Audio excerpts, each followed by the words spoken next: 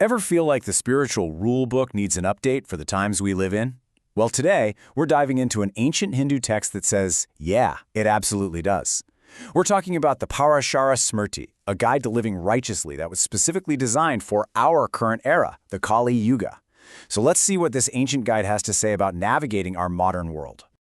This one verse, it's pretty much the key to the whole philosophy.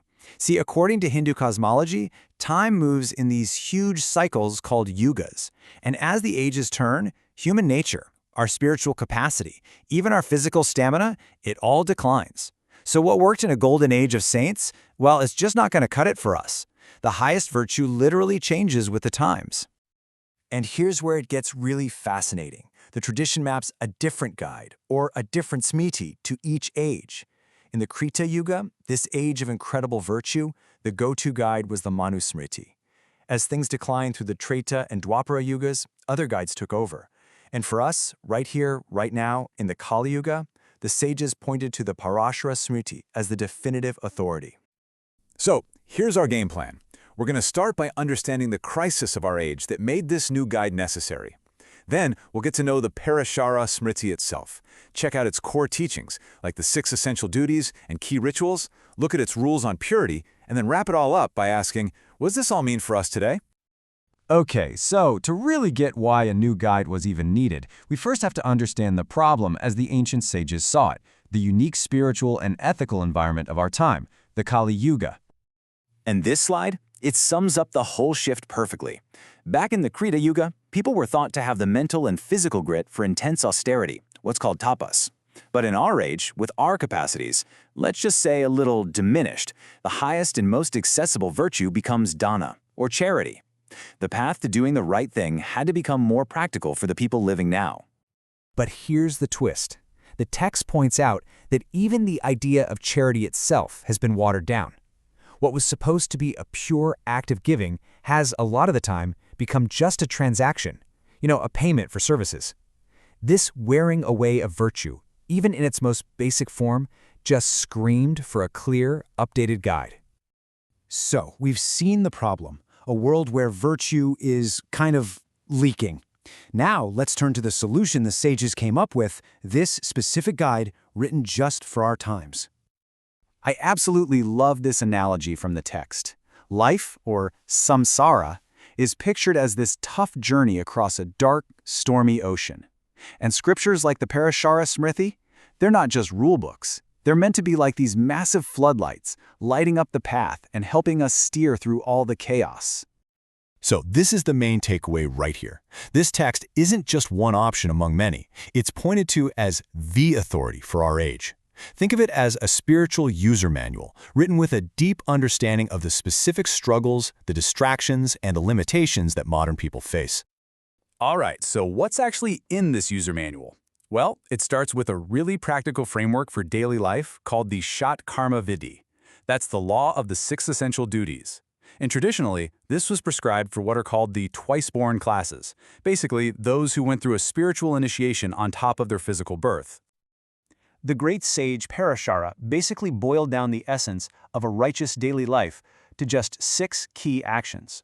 And that simplification is in itself a kind of concession to the Kali Yuga, making righteous living manageable and accessible in a really complex, fast-paced world. And here they are. It's actually a beautifully balanced routine when you look at it. You've got prayers to mark the time of day, meditation to focus your mind, fire rituals to connect with the divine, study to gain wisdom, worship, and finally, offerings that acknowledge our connection to everything and everyone else. It's a whole package for daily practice. Now let's zoom in on a couple of the most important practices mentioned in the text, these powerful rituals of fire and remembrance. So first up is Homa, the fire ritual. This is a huge deal, a real cornerstone of the daily duties. At its heart, it's an act of offering. You take specific things, like ghee, grains, or special twigs, and you offer them into a consecrated fire. That fire acts as a messenger, a way to communicate with and honor the divine beings, the devas. Now, it might sound super complex, but the text lays it all out in these clear stages. You start by getting the fire going, Then you purify the space around it, you make some initial offerings of twigs, then come the main offerings, and you wrap it all up with a final, completing offering. It's a very structured and deeply symbolic act. And the second key ritual is tarpana. This one is all about remembrance, and it's done with water offerings. It's a way to show gratitude and stay connected not just with the gods, but also with the ancient sages who passed down all this wisdom, and, this is crucial, with your own ancestors, the Pitru Devatas. Okay, shifting gears a bit. The text also gives really detailed guidance on how to get through major life events, and it does this with the concept of ashucha, which you can think of as a prescribed period of ritual impurity. Now this table shows the rules following a death in the family. And you'll notice right away that the duration changes based on the traditional Varna, or social class system. For the Brahmana, the priestly and scholarly class, it's 10 days. For the Kshatriya, the warrior and ruling class, 12. For the Vaishya, or merchant class, 15. And for the Shudra, the artisan and laboring class, a whole month.